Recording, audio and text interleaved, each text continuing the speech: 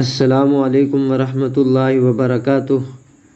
محترم جناب مفتی صاحب، مسئلہ یہ دریافت کرنا ہے کہ ایک شخص نے غسل جنابت کیا اور غسل خانہ سے نکل کر 40 قدم چلا یا وہ لیٹ کر سو گیا۔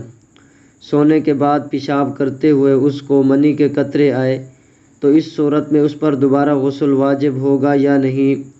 برائے مہربانی ذرا وضاحت فرما دیں، شکریہ۔ وعلیکم السلام ورحمۃ اللہ وبرکاتہ۔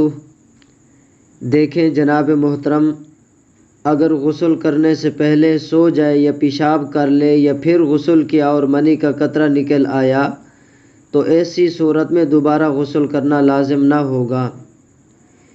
اسی طرح اگر غسل فرض ہونے کے فوراً بعد غسل کر لیا، اس کے بعد 40 قدم سے زیادہ چلا یا پیشاب کیا یا سو گیا، تب تک قطرہ نہیں آیا، پھر اس کے بعد قطرہ آیا تو اس صورت میں بھی دوبارہ غسل کرنا لازم نہ ہوگا۔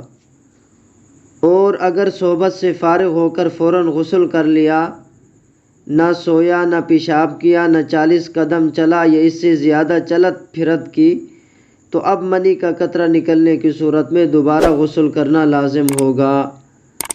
واللہ تعالی اعلم بالصواب۔